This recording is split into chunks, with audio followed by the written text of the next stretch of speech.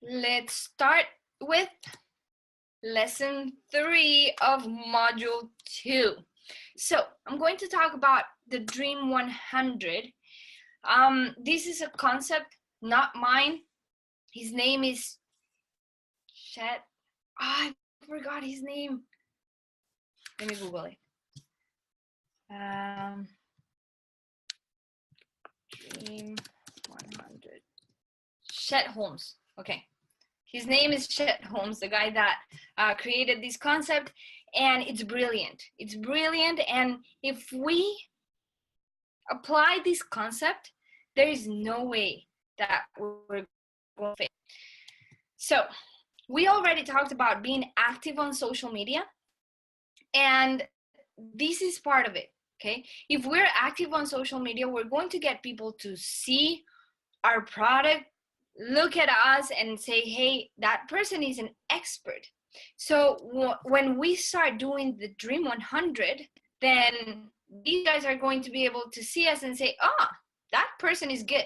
Okay, so it's really important that we follow lesson 2, that we follow being active on social media. Okay, so let me ask, we already went through the who. Now, you know who your perfect customer is, right? Who is your perfect customer? For me, this is Ali. This is my made-up customer, my made-up perfect avatar. This is not a real person. I made her up because she's my perfect customer, okay? I made her up with the things that I would love my customers to have. So her name is Ali. She's 32 years old. She went to college. She works a full-time job. She doesn't like her work. She doesn't like her job. She hates being in an office all day. She loves traveling, loves food, and loves pets. Her hobbies are going to the movies, going to the restaurants, traveling, likes to work out almost every day. So she's kind of fit, not like a fitness junkie, but she likes to work out. And where does she hang out online? She's on Instagram, on YouTube, and Pinterest. And she likes travel groups and food groups. My perfect customers right there. So we need to start thinking, according to all these things that we know about our perfect customer, we need to start thinking, where do they congregate? Where are my perfect customers? Okay, so let's think about 2 different scenarios: football players and ballet dancers. Okay, if we start asking, where do they congregate? Where do football players congregate? Probably they are on the pages, sports news pages. They watch ESPN. They are super interested in those channels that are always showing football, right? Now, what about ballet dancers? Probably they're not looking at ESPN, right? Because in ESPN, they don't show ballet. They have nothing to do with ballet. So where can we find ballet dancers? Probably they are in a theater, right? Where you can see ballet plays and they're gathering right there. So we have all these bunch of people around the world, and depending on what they like, they're going to congregate somewhere. When we talk about congregations, you might think like that sounds like going to church. Well, yeah, it's something like that. If we think about religion, if we talk about Christians, then let's go to a Christian church. Or if we're talking about Catholics, let's go to a Catholic church. If we're talking about Orthodox, then let's go to a Russian church, which they're beautiful. And yeah, we just came back from Russia, and that impressed me a lot. I'm not a person to go to churches, but the Orthodox churches are beautiful. Anyway, so you can see that depending on the religion that people have, they congregate in different places. They have their own place of worship. So it's the exact same thing with your audience. Depending on what they like, they're going to congregate somewhere. For example, if you see my Facebook, It's full of pictures and videos of dogs and cats doing funny stuff. If you go to my friends, I was in my trip with my friends, and one day I was with him and he was showing me his Facebook, and all his Facebook was about motorcycles, like motorcycle pages, motorcycle fans, motorcycle pictures. So that means that I am congregated where I like pets, so I'm following pages that post things about pets.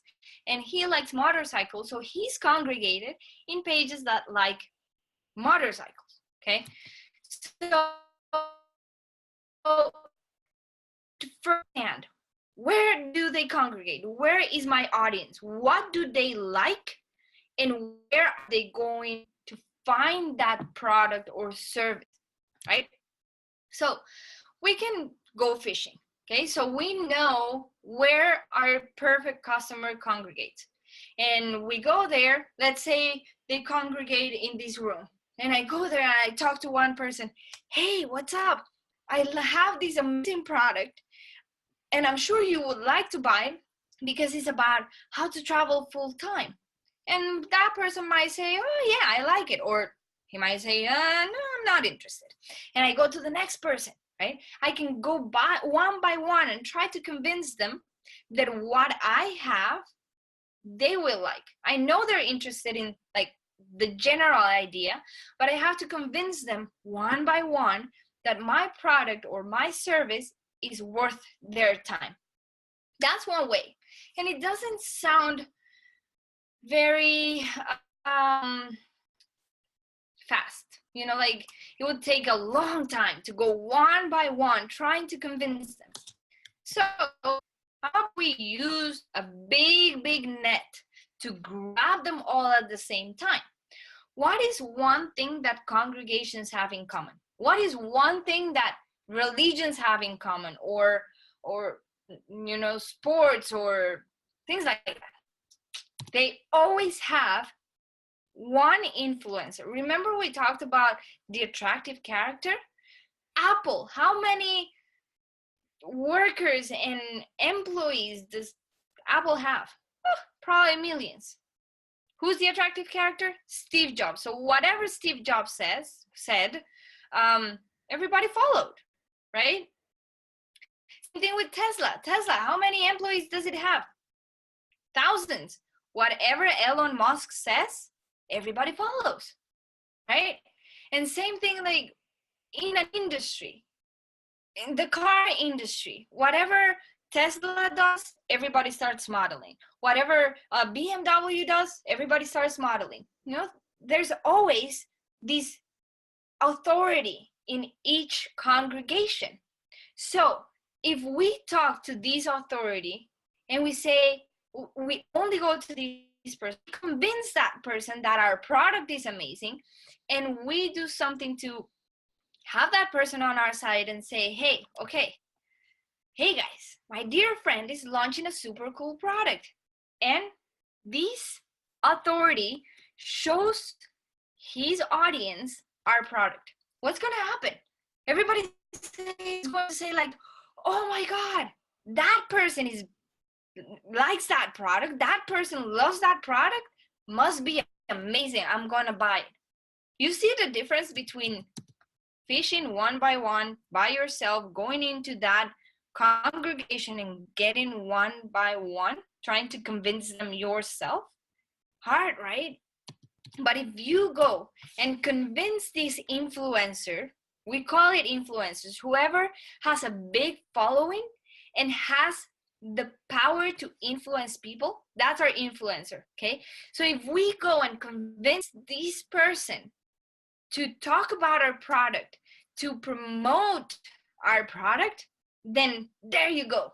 That's how you make a lot more sales. That's how you're going to convince everybody at the same time. Don't you think that's an easier way to do it? Of course, it's harder to convince an influencer, one person, than convince one person from the audience.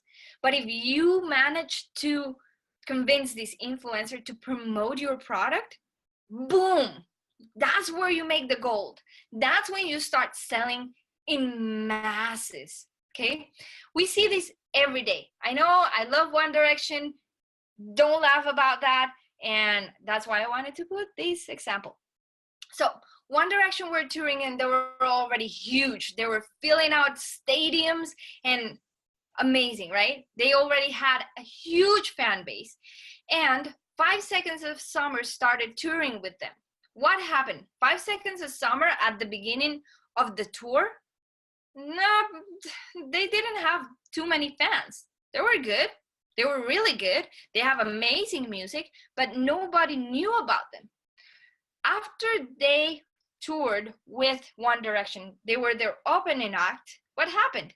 They became huge. And today they're in the radio everywhere. So think about it.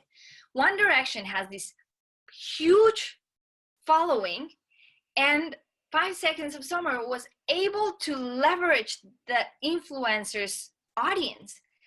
They got in front of that audience, because that's the thing. We don't have to create a new audience. We just have to say, hey, you already have the audience that I want, then can I step in front of that audience? That's what they did. And now think about Anne-Marie. She opened for Ed Sheeran in the UK. Before that, I didn't know her. I had no idea who Anne-Marie was. And then after I went to the Ed Sheeran concert and I saw her, I was like, oh my God, I like that girl. And I started following her, and now I like her music. So think about, like, this is in huge scale. This is huge artists that are huge influencers, and they're helping smaller artists get in front of that audience. So how can we apply this same concept in our world? We go and we look for the influencers in our industry. And that's what I did. I wanted to build funnels, and it was really hard for me to look for clients because I had no idea how to look for clients. I had no portfolio. Nobody believed in me. Nobody saw me as an expert. So what did I do? I looked for influencers in my niche. I went on Facebook and I found Jason. Jason is a super cool guy. He's certified ClickFunnels partner. So he gets a lot of customers coming in telling him, hey, can you please build my funnel? So I went to him and I talked to him and I showed him what I was able to do. And he was like, oh my God, I love your work. Let's work together. That's how I've gotten most of my clients, by talking to people saying, hey, I can do this. And they promote me. I went to Funnel Hacking Live and I showed everybody, like, Funnel Hacking Live is the place where my influencers are. And I went there and I talked to this girl, her name is Carolina, she's from Chile. And I told her, well, if you ever need a funnel builder, I'm here for you. 6 months later, she called me, hey, I have this client, he needs a funnel. Would you like to make it? Of course, right?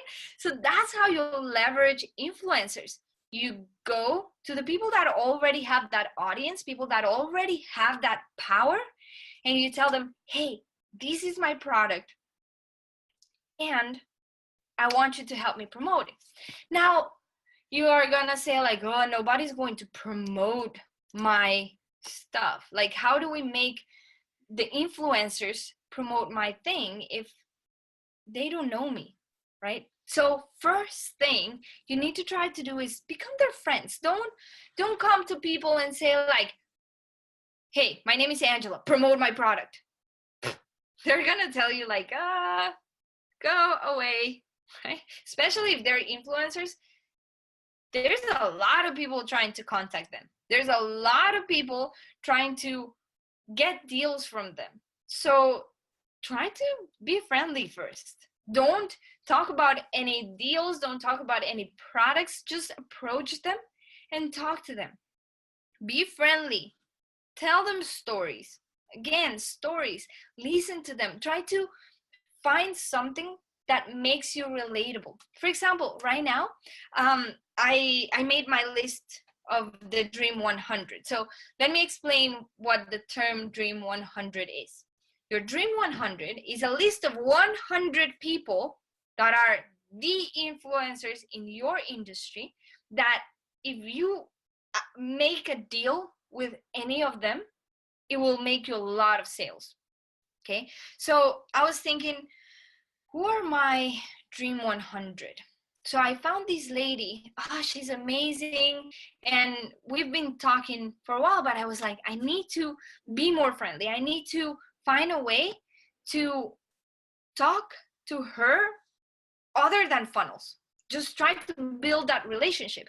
So I was like, how can I talk to her about something else? So I started thinking, like, what does she do, and what's her thing? She's a Shopify store builder, and she's amazing. And I remember that she has horses, and her kids are horseback riders. And well, my niece is a horseback rider, so a horseback rider. Oh my God, that sounded so bad. A horseback rider. And I was like, that's it, horses. So I started talking to her like, are you going to this competition? Are you going there? And actually, we're like, we're going to the same horse show in January. So he's like, oh my God, we're gonna get to be together. And that's amazing because I'm being able to build a relationship with her outside of the industry. So if you're able to find a connection with something that you like, it could be sports, it could be a drink, it could be something that you find a way to build that relationship with that influencer, then it's going to be easier for them to help you. Okay, same thing that we've been talking. If you approach a stranger and tell them, hey, would you like to buy my product, they're gonna say like, go away. But if you tell your friend, hey, I have this amazing product that I've been using, then your friend is gonna be like, oh my God, show it to me. So if you make friends, remember, your network is your net worth. So the people that you meet, the people that you're friends with, they are your net worth. Okay, because you're going to be able to monetize that friendship. So these are some tips on it. Go to their social media, go to their Facebook, go to their Instagram, and comment on their posts. If they post like, oh, I ate an ice cream today, ask them, what's your favorite flavor? Start making conversation that has nothing to do with your product. And that way they're going to start noticing you, they're going to start remembering you. And then the day that you come up and say, hey, I would like to make this partnership with you or make this deal with you, they're going to be like, oh yeah, I love you, let's do it. You can also send them gifts. For example, when I went to Funnel Hacking Live, I took a lot of Funnel Nomad t-shirts and I started giving them to everybody. So they remember me and they take it like, oh my God, you gave me a gift. That's so cool. So that's a way to build that relationship. And make sure that you just don't ask for help without them winning something out of it. When you approach an influencer, it's really important that they see the value of helping you. So, for example, what I did with Jason was he would look for the clients and send them to me. I would put the price, and whatever money I made with the clients he sent me, I gave him 20% of the profit. So that way, he only had to find the clients, which was really easy for him. I did all the work, building the funnels, building the strategy, and then he made easy money. So that's a win-win situation. I get clients, I get the experience, I get to build the funnels, and then he makes the money. So always, always make it a win-win situation. If your influencer doesn't see that he wins enough with that deal that he's making with you, then they're not going to do anything.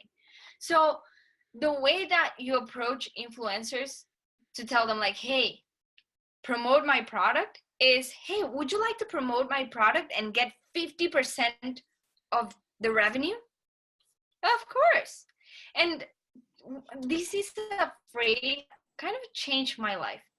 When I first thought about partnering up with someone and saying, hey, I'm gonna give you 50% or 20% of whatever I make, I was like, that is a lot of money that I have to give them. That's crazy. I give them 50% of what I'm making. I'm the one doing all the effort. Why would I give them 50%? And then I heard that from Russell, but he heard it from someone else. He said, amateurs concentrate on the front end. So an amateur would say, oh, it's a lot of money to give an influencer just to promote my product. Now, what would happen? Think about what would happen if an influencer doesn't promote your product. You have an online course sitting on your ClickFunnels and you're like that, trying to sell it. No sales come, nothing. You're trying to sell it and nothing happens. You're making 0 cents. What happens if you go there and you tell the influencer, hey, would you please promote my product and I'll give you 50% of the sales? And they promote this amazing product to 1 million people. And let's say you make, I don't know, let's make the math easy. Let's say you make $20,000 on the launch with the help of your influencer. If you give them 50% of what you made, they're taking $10,000, which is a lot. But guess what? You're making $10,000 compared to the $0 that you were making before you contacted the influencer. I wasn't making any money before I contacted Jason. And when he told me, you have to give me 20% of what you make for every customer, I was like, hell yeah. Because I was making 80%. I was making 80% that I wasn't making before. So think about it. The amateur concentrate on the front end. The front end is that percentage that you're going to give away, but who cares? And the best part is that if that influencer gives you the positioning after you leverage, let's say you sell $20,000. Let's say that means that you sold 200 courses online. What's going to happen? That people that bought your course, if your course is amazing, they're going to start telling other people. So after that, it becomes like a snowball. Your influencer helped you build that little small ball. And then it's going to start rolling and rolling and rolling, and it's going to be bigger and bigger. And then you're not paying the influencer anymore because it was after the launch, after he brought his audience. But then the mouth to mouth and the testimonials that you're going to have, those are going to bring a lot more people into your product. Makes sense, right? Okay, so tell me, who's your Dream 100? Start making a list of those influencers that are there that if you get them to promote your product or make a partnership with them, will change your life. Jason changed my life. If I hadn't talked to Jason, if I had tried to keep getting clients by myself, I would still be here like doing nothing. Probably just getting clients before him. I used to get clients. I had one client. His name, I don't remember. He was paying me $300 per month. And I was working probably like 10 hours a day for him. I was staying up until 2 a.m. for this guy, building funnels for him. He was my first client. I would do anything for my first client, but he wasn't paying me enough. And then when I got Jason, it was like, wow, Jeff. Yeah, his name was Jeff. After I met Jason, he started giving me customers, clients that are amazing and they pay really good money. And I learned how to get clients. I learned how to talk to them because I partnered up with Jason. So what's your Dream 100? Once you have the list of the Dream 100, start talking to them, start engaging with them, start building a relationship with them. So one day when you have your product, they will help you promote it. Okay? Start now. Don't wait until you have your product in 6 months, because in 6 months it's already too late to start this. Start today to build your relationship with your Dream 100. Start building that relationship. One thing I did, and I'm so proud of myself, one of my Dream 100 is Steve Larson. Steve Larson is he used to work in ClickFunnels. He's huge in the ClickFunnels community. He's an amazing funnel builder. And when I went to the Boise event, I was like, I need to talk to this guy. What do I do? And before that event, I looked at one of his courses and it helped me a lot. So I went to him and I was like, oh my God, Steve, you're so cool. Your course was amazing. It helped me do this and this and this. And he was like, hey, could you please do a testimonial? I was like, okay. And then I said, well, I need to impress this guy. I need to make him remember me. This video is either, yeah, it's just another testimonial, or it could be the door for him to remember me forever. So I remember I put my phone and I said, okay, I'm going to record this. I took like 3 hours trying to record that video to make it amazing. And it was so good that he put it on all his sales page. You know, like he was making an event called Traffic something. And he put me, like, I was the first thing that you saw on his sales page. And I was like, oh my God, I nailed it. Now, if I go to him, he's going to remember me. He knows my name. And guess what? I'm building our relationship with him. So the day that I launch Funnel Nomads, I'm going to be like, hey, Steve, hi. Would you help me promote these amazing products? He's going to be like, I hope. He's going to be like, yeah, super cool. So that's it. Okay, guys. That's it for now. So you have 2 homework for the 2 lessons. You have to do the list for your Dream 100. And on Monday, we start the challenge to go live every single day for 20 days. All right. So let me know if you have any questions. If you do, please post them on this comment, because I'm going to put this on Facebook. And just comment. Ask me questions. I'm here for you guys. All right. I'll see you later. Okay. I always say bye before I stop sharing the screen, and then it's like 10 seconds of me trying to close everything. All right, I won't do that anymore, I promise. All right, guys, I'll see you next week. And on Monday, we start our challenge. And I hope you did your goal of the week. All right, so that's it. I'll see you later. Bye.